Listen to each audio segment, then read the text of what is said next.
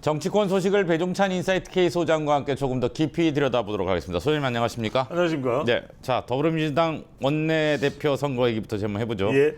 새 원내사령탑에 전북 익산을의 삼선 한병도 의원이 선출됐습니다. 그 언론에서는 지금 한 원내대표를 범친 이재명계로 이렇게 보더라고요. 이 결과 어떻게 보세요? 아니 제가 예상하지 않았습니다. 예, 그 얘기 하셨죠. 예, 예. 왜냐하면 이른바 한병도는 두루두루입니다. 그 사람 모일 때 우리가 회식을 하더라도 에이 한병도 뭐 이런 개념인 거거든요. 말 그대로 이른바 친근할 수 있는 그러니까 두루두루예요. 예. 그러니까 정청래 대표가 한병도 신임 원내대표의 손을 덥석 잡고 네. 막 국회를 걸어가는 그 모습 보십시오. 그러니까 정청래 대표는 마음에 드는 거예요. 안 그러면 손잡고 못 갑니다. 손부리치죠. 네. 저는 또 황상현 앵커와 손잡고 예. 갈 수 있지 않습니까? 예, 예. 이게 이른바 케미거든요. 케미가 맞는 거야. 그러니까 이번에 제가 그런 말씀을 드렸거든요. 신임 원내대표도 그렇고 또 3명의 최고위원 보궐선거도 그렇고 대체로 정청래 대표에게 힘이 실릴 것이다. 실제로 그렇잖아요. 친천계로 불리는 이따가도 말씀드리겠습니다만 문정복, 예. 이성윤. 네. 그러니까 한병도도 마찬가지입니다. 말 그대로 박정, 백혜련, 진성준이 있지만 두루두루. 그러니까 대통령과 좀 끌끌어질 수 있는 상황도 이 사람을 통해서 조절이 가능한 바로 그 사람이 누구냐? 한병도. 그러니까 두루두루라는 거예요. 국회에서의 정평이. 이 국민의힘 보수 쪽 사람들 만나도 한병도, 익산이 또 지역구거든요. 예. 익산, 바로 뭐 익산 정치인입니다. 그러니까 이제 두루두루. 그러니까 익산이라는 이 지역 자체가 상당히 좀 그게 있는 것 같아요. 친화적인 거. 아하. 우리가 잘 알고 있는 전 세계의 모든 세균을 다 박멸한다. 정세균 전 국회의장이 예. 익산입니다. 익산. 말 그대로 이 익산이 좀 그런 어떤 기가 있는 것 같아요. 기운이 있는 것 같아요. 유연한. 두루두루. 그러니까 이 정청래 대표로서도 무난한 거죠. 왜냐하면 6월까지는 원내대표 역할을 해줘야 되니까. 그리고 또 대통령과의 중재도 필요하니까. 어쨌거나 저쨌거나 말 그대로 또 야당과의 소통도 할 수 있는 사람. 두루두루 한병도. 예. 회식에 가도 정말 이 마음 불편하지 않게 에이 한병도 할 수 있는 사람이 바로 한병도다. 알겠습니다. 이런 평가를 받고 있습니다. 지금 뭐 뭉뚱그려서 말씀해 주셨는데 하나만 더 짚어보죠. 이제 여야 관계가 사실 극한대치잖아요. 그렇죠. 송원석 대표와의 케미는 어떻게 보세요? 그러니까 이제 송원석 원내대표도 이미 환영의 이 뜻을 드러냈죠. 예. 그 이야기는 뭐냐면 한병도 의원의 그 스타일일 거예요. 말 그대로 정무수석도 했죠.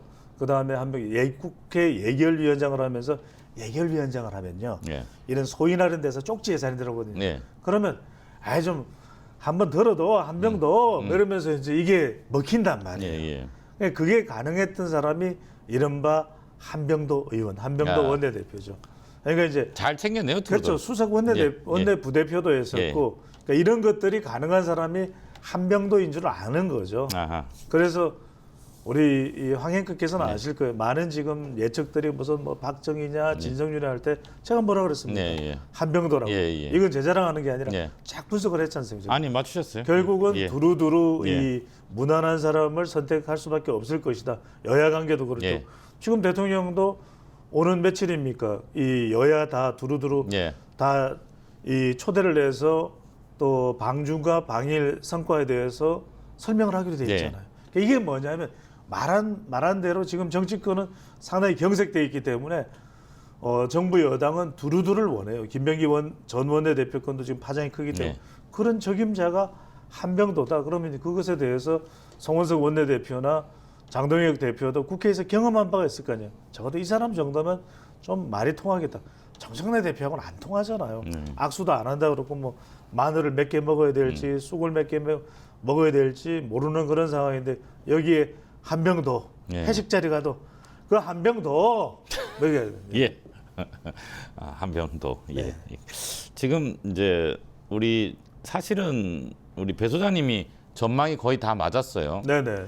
민주당 최고위원 보궐선거 그 마지막 기류가 바뀌었다는 지적을 거의 또 하셨고 맞췄죠. 결과가 이제 네네. 이른바 반청계 강득구, 그다음 친청계 이성윤 문정복 이렇게 선출이 됐어요. 제 예상한 대로지 않습니까? 예.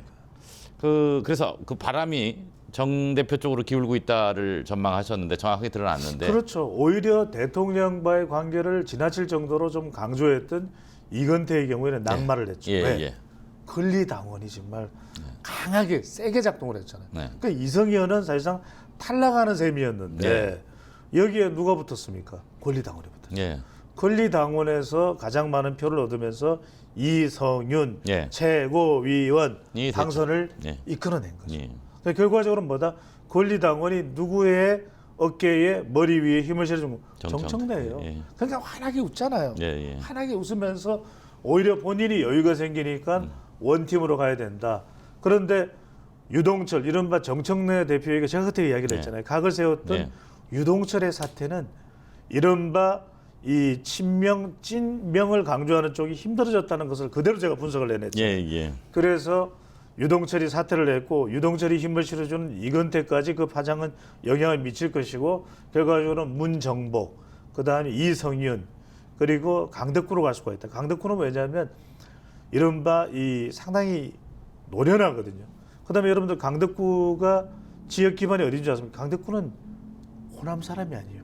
김해 사람입니다. 예. 이른바 친노와 친명. 김해는 어디입니까? 봉화마을이잖아요. 예, 예. 친노와 친명을 끌고 오는 바로 이 강덕구를 당원들은 또 의원들은 내칠 수가 없는 것이거든요.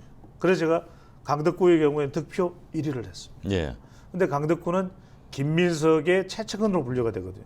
그러니까 여러 가지가 복합적으로 짜임새 있게 나온 결과가 지금 민주당 최고위원 선거의 결과라는 거죠.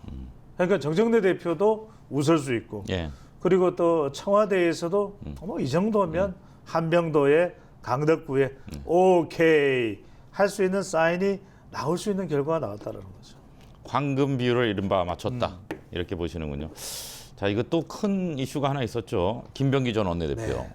민주당 윤리심판원이 제명 결정했습니다. 당 지도부에서도 이 전에 앞서서 이제 자진 탈당 요구했었고요.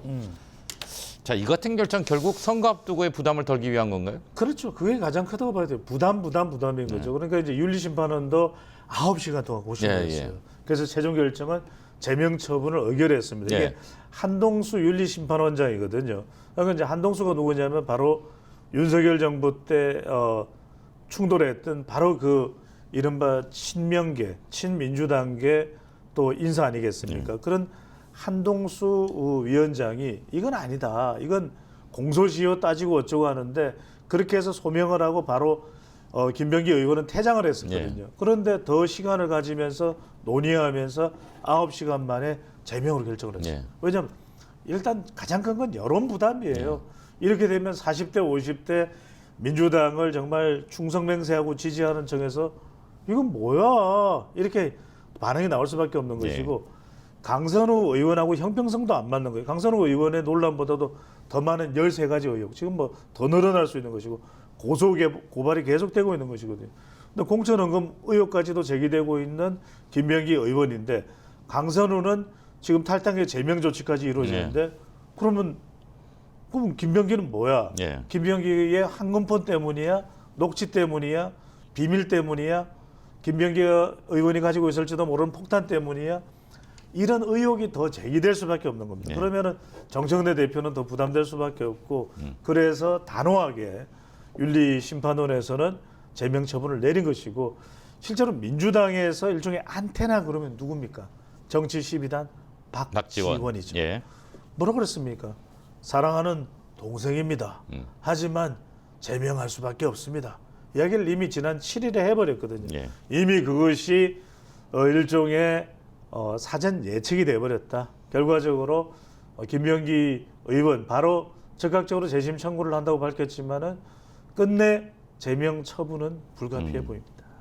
재심은 일종의 뭐 수순에 해당되는 걸로 보시는 거죠. 그렇죠. 자, 국민의힘 얘기를 해볼게요. 5년 반 만에 당명 개정 작업에 들어갔습니다. 책임 당원의 70% 가까이가 당명 바꿔야 한다 이렇게 답을 했고요. 어때요? 뭐 지금 일각에서는 포대가리 뭐 이런 얘기 지적도 나오고 있는데. 그렇죠. 정말 이건 정말 레트로는 레트로시네 포대가리. 이게 봉투가리인가요? 네네. 이른바 간판가리죠. 간판가리인데 이러기 위한 것이 고육지책이에요. 왜냐하면 장동익 대표로서는 당 쇄신을 해야 되는데 지금 뭐 머리가 지끈질끈할 거예요. 지금도 당원 70% 개정 방향으로도 상당히 정해놓고 있는 상황이고 또 당명도 지금 바꿔야 되는 것이고 이런 상황인데 한동훈 전 대표도 혼쭐을 내야 되고 장동혁 대표 입장에서는 예. 근데 이런 상황에서 지금 그래도 즉각적으로 당원들의 이 응원을 받아서 할 수 있는 게 당명이 교체거든요. 네. 당명 변경인데 지금 국민의힘으로서는 계속해서 뭐 이른바 비상계엄의 그림자, 탄핵의 그림자 이런 것들 자체가 계속해서 묻어 있을 수밖에 없고 이걸 이제 씻어내야죠. 그러기 위해서는 당명을 바꿔야 되는데 참 마땅치가 않아요. 그럼 뭐 당명에 뭘 넣겠습니까? 자유국민당 또 뭘 넣을까요? 그다음에 국민혁신당, 새누리당, 온누리당, 뭐 보수 뭐 이런 얘기도 있고요. 보수자유당 예.